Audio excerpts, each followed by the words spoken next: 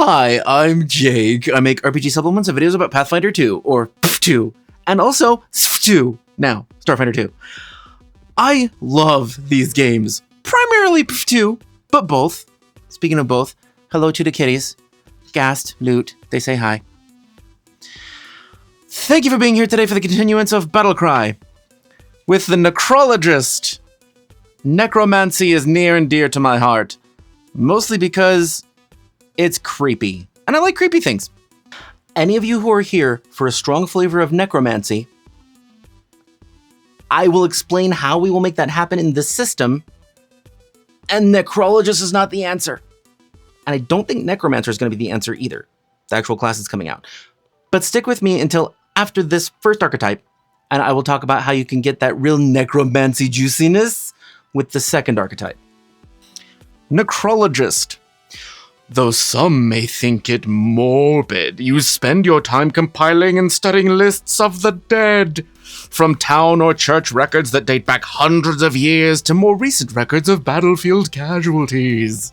You have become so invested in the lives and stories of these unfortunates that you can tap into your own animating force to bring them all temporarily back from the dead at once.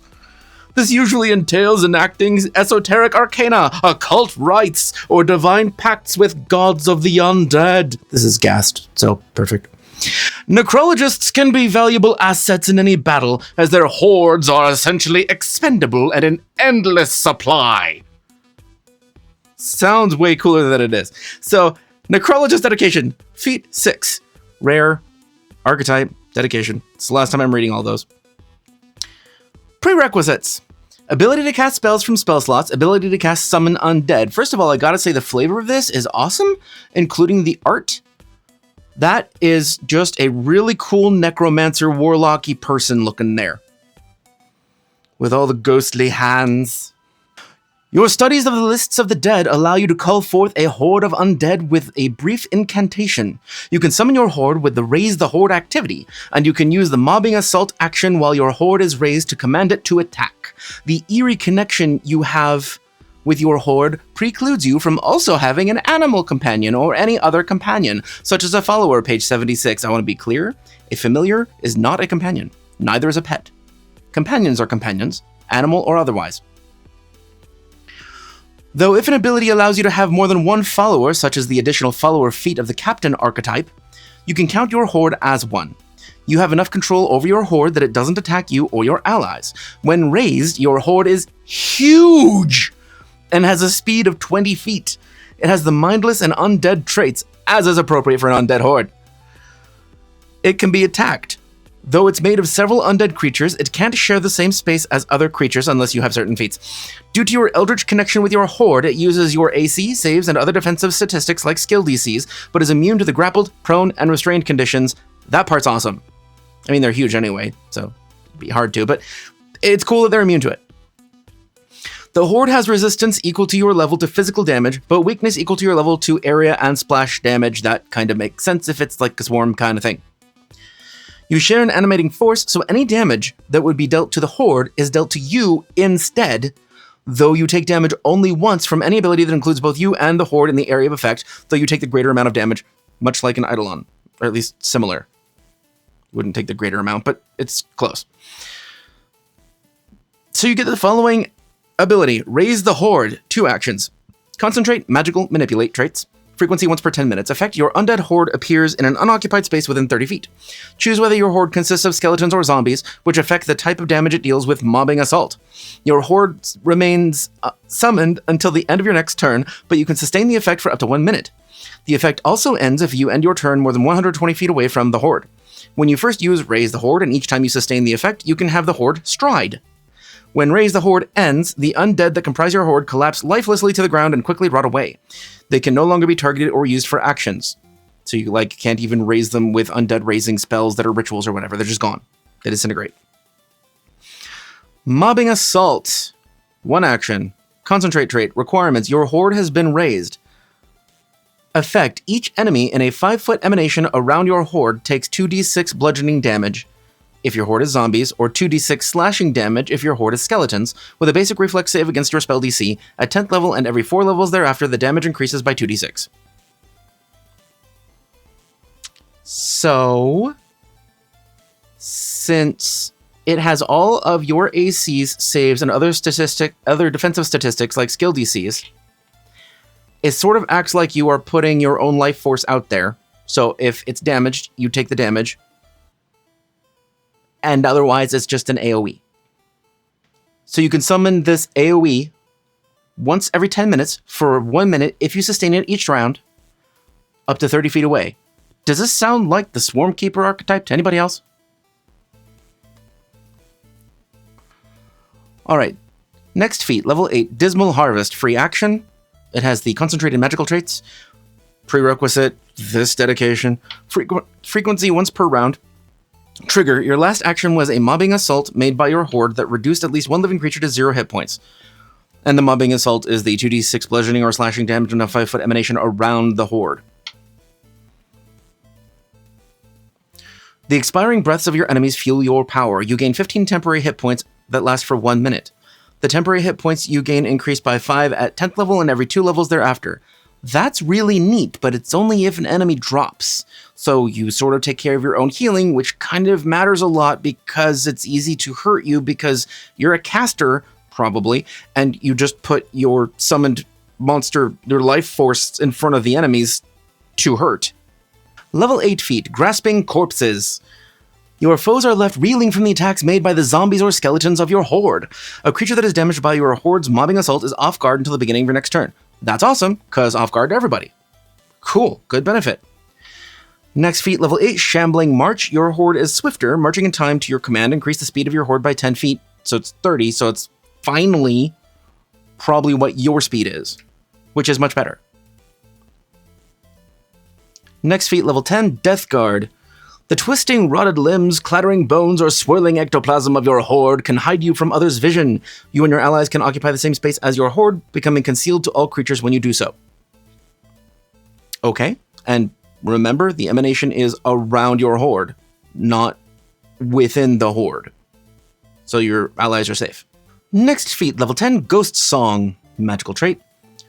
You have come to understand the pain and fury of spirits and can raise them to do your ghastly work. When you raise your horde, you can choose spirits instead of skeletons or zombies. When you do so, your horde gains the incorporeal trait and immunity to disease, poison, and precision damage, and your horde's mobbing assault deals void damage. Why would zombies and skeletons not have immunity to disease? Good question. There's really very little benefit to Ghostsong. How often are you going to need your minion to have immunity to disease, poison, and precision damage, and to deal void damage against your enemies? Not often. It's probably usually better to deal bludgeoning. Level 10 feat, Preserve the Horde. Free action, concentrate trait. Trigger, you cast Summon Undead. Requirements, your horde is raised. The act of summoning additional undead minions doesn't make you lose the focus required to maintain the animation of your horde. You sustain your horde. Okay. Like, you're casting a sustained spell anyway, so you're going to have to sustain both of them next turn. I don't think that people would do this, because then you're doing nothing else, except maybe moving. So it's unlikely that that's going to be a feat that someone takes. Next feat, level 12, Danse Macabre. 2 actions. It has the traits Concentrate, Flourish, Manipulate, Visual. Frequency once per 10 minutes. Requirements, your horde is raised. Your horde can drag unwilling victims along with it as it shambles forward. Your horde strides up to its speed and can move through the spaces of large and smaller creatures, but it must end its movement in an unoccupied space. Each creature whose space it moves through is subjected to the horde's mobbing assault. Awesome. Attempting a basic reflex save as usual. A creature who fails the saving throw is also repositioned to an unoccupied square of your choice adjacent to the horde's final position. You can't move the creature into or through obstacles. Very useful for repositioning people, but it's once per 10 minutes. Okay, that's still once per fight. It is somewhat useful, because you can move people and do damage in a larger area. Remember, every turn you are sustaining this. That is what you sustain. Next feat, level 12, Shift Horde. 1 action. It has the traits Magical and Manipulate. Frequency once per round. Requirements, your horde is raised. With a wave of your hand, your risen undead horde collapses and another one rises to take its place. You sustain your horde, dispersing the current group of undead and replacing them with a different type of undead to which you have access. Why would you do this, you might ask? To move it, because your horde is slow and you can summon it within 30 feet. And when you summon it, it can move. So that's primarily why, to make it move faster. Again, it's useful. Next feat, level 12, Wailing Dead, 2 actions. It has the traits Auditory, Concentrate, Emotion, Fear, Flourish, Magical, and Mental. Prerequisites, Ghostsong. That was the one that you summon spirits that are immune to disease, poison, and precision damage, and they deal void damage. So Wailing Dead is part of that. Frequency once per 10 minutes. Requirements, your horde is raised and consists of spirits, so you're using Ghostsong. The voices of the spirits you command spark fear in the hearts of your enemies. You sustain your horde and command those spirits to shriek in unison. Each living enemy within a 20-foot emanation from your horde takes 5d10 mental damage, depending on its will saving throw against your spell DC. This damage increases by 1d10 at 14th level, and every 2 levels thereafter. Critical success, they're unaffected like usual. Success, they take half damage and they're frightened 1. Failure, the creature takes full damage and is frightened 2. Critical failure, the creature takes double damage and is frightened 3. You're spending 2 actions on this? Like, when are you casting spells if you're using this pet all the time? Because, like, these abilities require actions. You're sustaining it every round. You're going to have to move. Maybe drink an elixir because your horde, your AoE replacement for your own hit points, is taking damage constantly. And this is for a spellcaster, so you're not casting your own spells while you're doing this, and most of your spells take 2 actions, so sustain in 2 actions. It's very action-hungry, like the Swarmkeeper. And it does 2d6 damage. 2d6! Sure, it's in a big area. But so what? Like, if you need a big area effect that doesn't do a lot of damage, there are spells that do that. You're not going to need it constantly. It's trading 2d6 damage to be vulnerable to attack. Granted, it does increase every 4 levels by 2d6. So at 6th level, it does 2d6. 10th level, it does 4d6 at 10th level. Okay, like the rest of your party is outshining you, and your action efficiency sucks. Next feat, level 14, Death Rattle. 1 action, concentrate magical traits. Requirements, your horde is raised. When the time comes for your horde to be returned to its temporary rest, its departure carries those nearby closer to death. Dismiss your raised horde, which draws life energy toward it as it crumbles to the ground and fades away. Each living creature within your horde space or in a 5-foot emanation around it must attempt a fortitude saving throw against your spell DC or become drained 1, drained 2 on a critical failure. Remember that at this point, your friends can hide inside it, and they're living. It doesn't say enemies. Each living creature. Great, so this hurts your friends. Cool, all right. Last feat, thank God. Last feat, in the Horde's grip. 1 action, it has the traits Concentrate and Flourish. Prerequisites, Grasping Corpses. And that's the one that makes people off guard, so that's a feat everybody's going to take. When your skeletons and zombies attack, their skeletal claws and rotting hands clutch and tear flesh. Weaker foes are caught in their grip. You command your horde to perform a mobbing assault. Instead of being off guard, a creature who takes physical damage from failing the saving throw is grabbed by your horde, restrained on a critical failure. That's awesome. The DC to escape from your horde is equal to your spell DC. Creatures grabbed by your horde that fail a saving throw against the horde's mobbing assault take 2d6 persistent bleed damage. And that's awesome too, in conjunction with the, at this point, 6d6 in an area around the horde and emanation. So that's really cool. In the horde's grip, it's doing respectable damage every turn if it can grab someone. So many of these feats do very little, and you are sacrificing a lot as a caster to sustain this thing. And let me ask you, does this feel like a necromancer? Not really. It sort of feels like you have a mobile spell that keeps doing area effect damage. It's like Gaseous Marsh or Flaming Sphere or any AoE spell. Like, you might get focus spells off. You really have to dedicate to this, and it just doesn't do a lot of damage. Yeah, it has some tricks about like moving people around, but this is also what you're spending your feats on. I'm not trying to say this is crap. It's not absolute crap, but it really is for just specific builds for this, and you don't care about either moving or casting spells. One of the two. Because, like, as long as you cast spells and stay in place, fine, cool.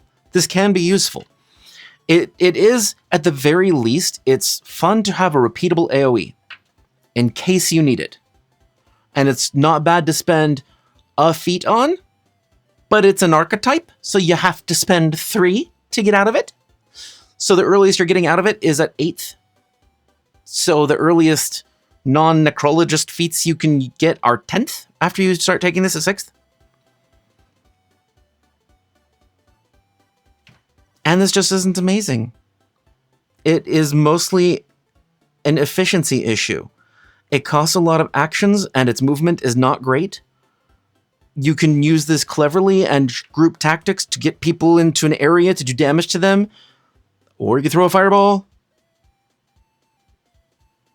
Like, what's the niche that this fits? You want to feel like a necromancer? Okay. I don't think this is your best path to becoming a necromancer. Let's talk about Captain. The Captain. The Captain is in a followers section of the chapter that is Archetypes.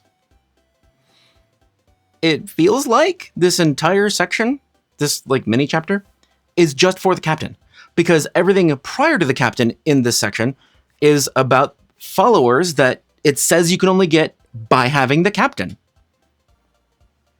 So let's talk about the Captain. Uncommon archetype.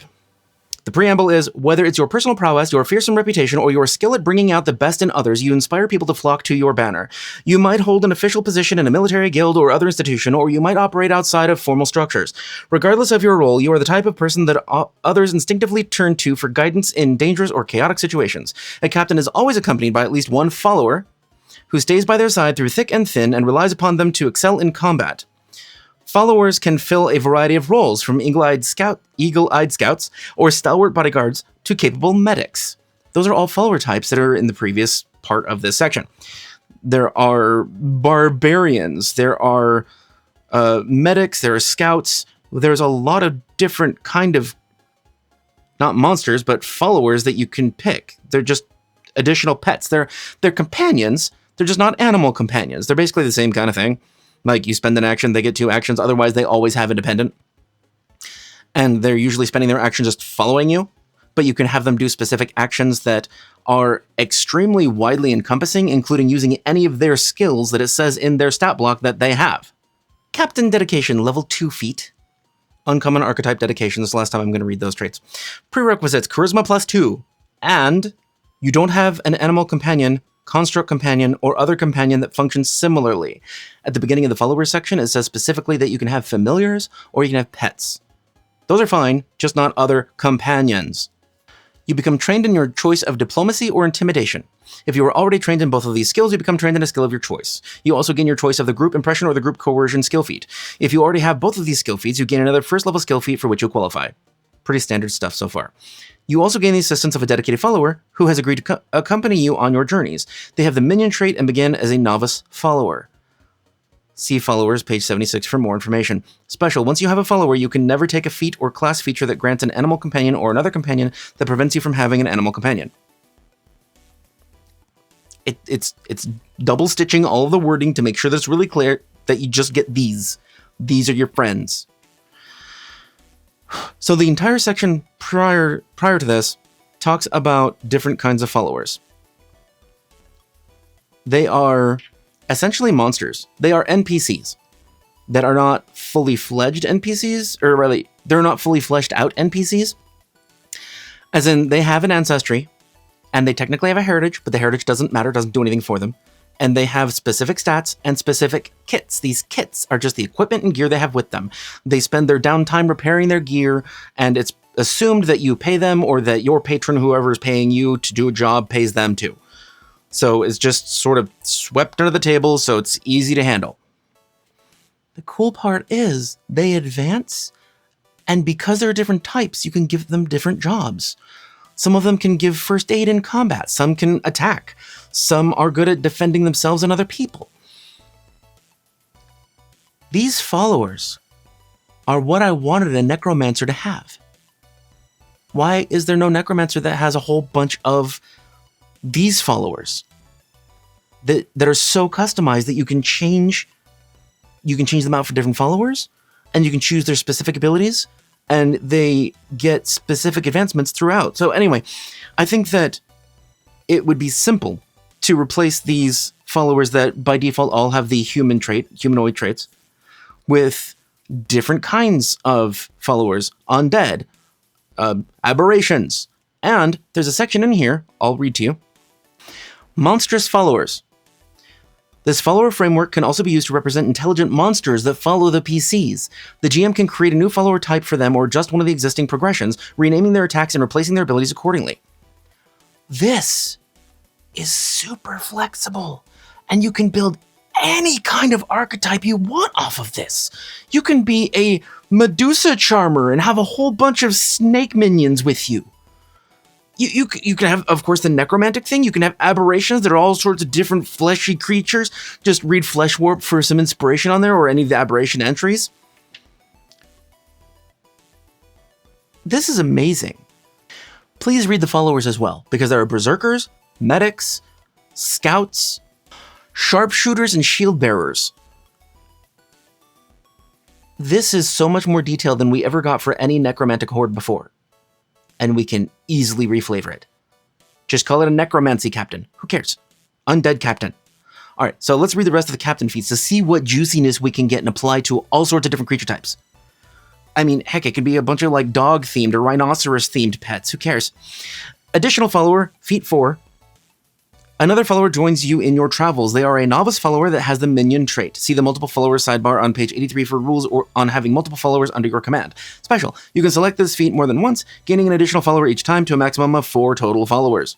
Let's go to multiple followers. It says the captain archetype gives you the opportunity to have multiple followers at one time, up to 4 followers. But only one of those followers, your active follower, participates in combat or exploration activities.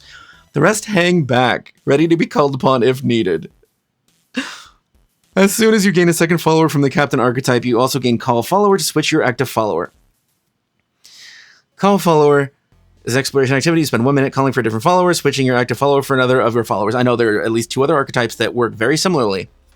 I'm still thrilled about this because of how much detail and customization and advancement there are for these followers. All right, we'll go through the rest of the captain feats now. Level 4 feat, experienced follower.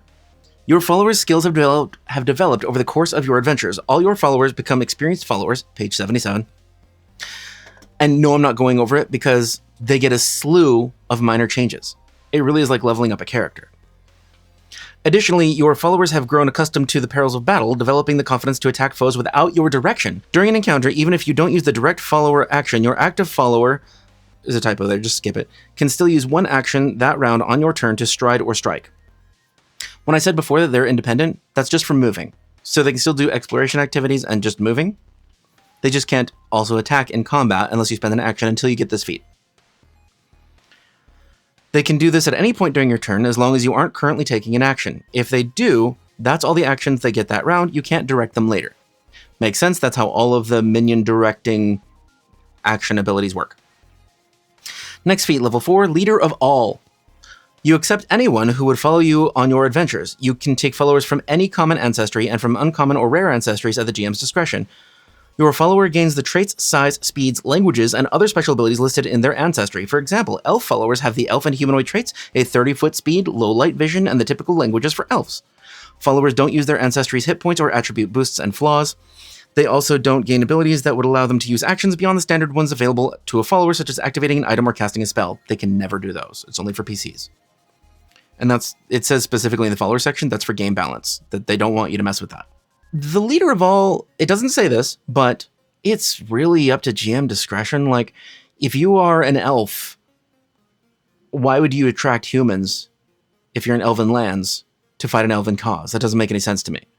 So I would think that you just sort of invert that whatever you naturally are and in the area that you're working, that's what you attract. And then you have to take leader of all to include everyone else. Also, I would say that if you're going to have undead, this is required no matter what. Because undead have more benefits. They're immune and resistant to a lot of shit. Like void damage. So that matters. Next feat, level 6, Cadre. I'm going to make so many fun builds with this. This is a skill feat, which is great. I love skill feats.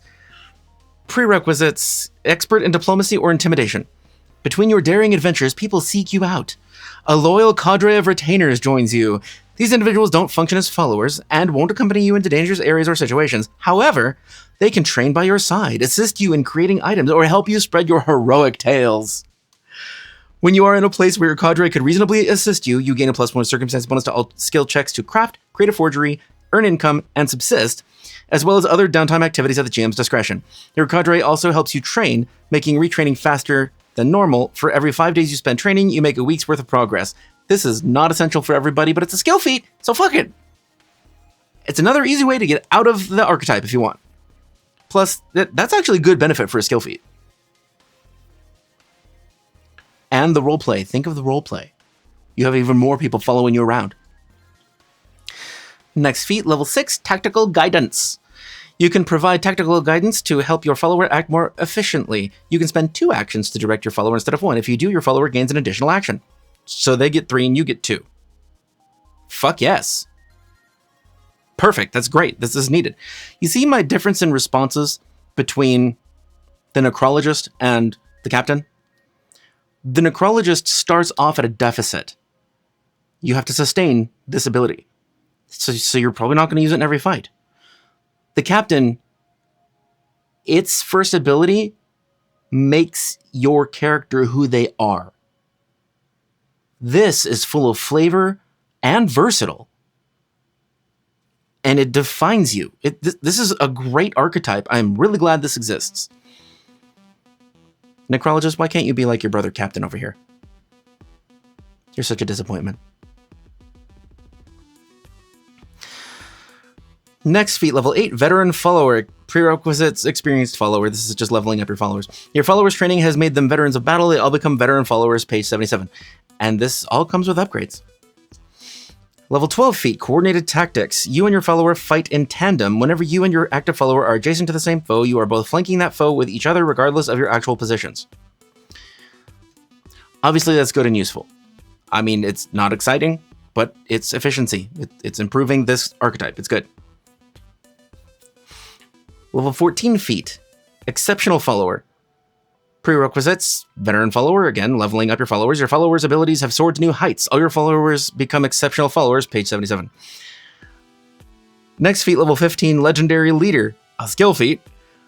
Prerequisites, Legendary in Diplomacy or Intimidation. Your fame has spread throughout the lands. When you first attempt to coerce or make an impression on an intelligent creature, the GM rolls a secret DC 11 flat check to see if they've heard of you.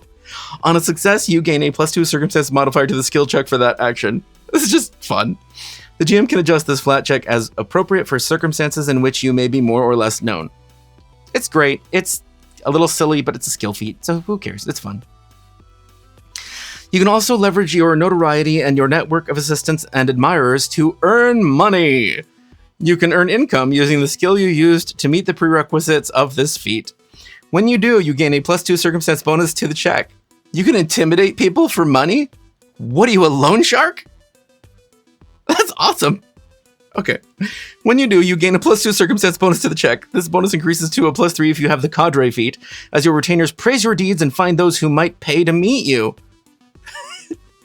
This has Mob Boss written all over it now. Next feat, level 20, Peerless Captain. When you have an active follower in an encounter, you are quickened. You can use the extra action only to direct your follower. Perfect, great. This does all you need it to function as a captain, but it's so much more than that. You can acquire a force, a gathering of intelligent animals, or monsters, or undead, or aberrations, or humans, elves, whatever. You can customize this archetype to fit your campaign and your group's theme. You can all have captain and have like 40 people following your group. This is amazing and flexible. It's so nice. I'm going to give you an idea of what happens when these creatures level with experienced followers. So this is the 4th level feat. Let's take a look at medic real quick. So they have a scalpel they can do damage with. They have a few hit points. They have their own armor. They have stats of Dex 2, Con 1, Int 1, Wisdom 3. They have skills in herbalism, medicine, nature, survival, follower ability. They have the battle medicine feat. Their kit includes a healer's toolkit.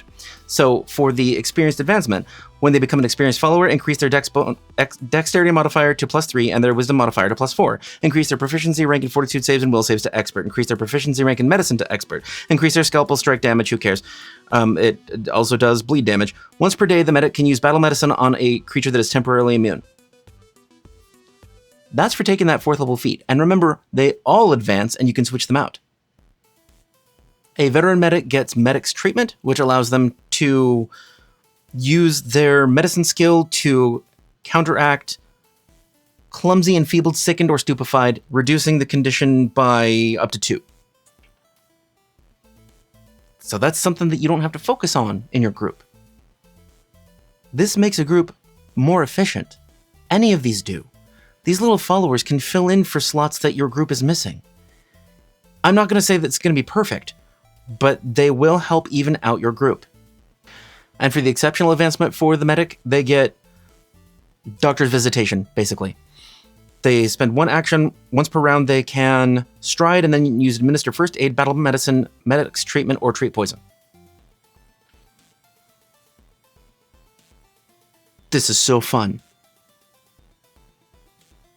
So again, I want to be clear. The Necrologist is not worthless. It's just restricted, like the Swarmkeeper is. It's nice to have for an occasional burst of damage, but it is not a Necromancer. The Captain is a Necromancer.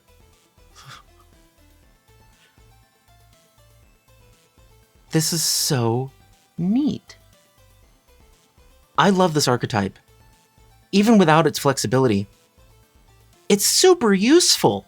I mean, even if you don't reflavor it or have monsters instead, which you still can do, it's still super useful for filling out a team or having little benefits. And any character can take this. You just have to have charisma. Like anybody can do it. I mean, even oracles can do that. And I don't really say oracles can do much. I love oracle feats. Don't get me wrong. I love the divine spellcasting class. Oracles are just So that's what I wanted to talk about for today out of Battlecry. Captain, amazing, versatile, talk to your GM, summon a horde of talking squirrels. Why not? They can climb up your enemies and bite their necks off. Thank you for being here. I appreciate your eyes and your time.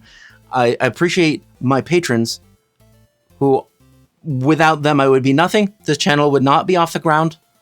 And I appreciate all of you for all the help you give. Just spending view time on this. Liking, commenting, subscribing, sharing, all that stuff that YouTube tells you to do is cool and helpful. And thank you. And if this is the first time hearing about it, there is a video that I have up right now that is a giveaway for 3,000 subscribers on the channel. Hey! It is for one of these really big-ass 80mm liquid core Omega D20. There's a community post on it as well if you want to see that. The link for that video is going to be here, and the link for the playlist of build videos is going to be here. Thank you very much for being here. I will see you there.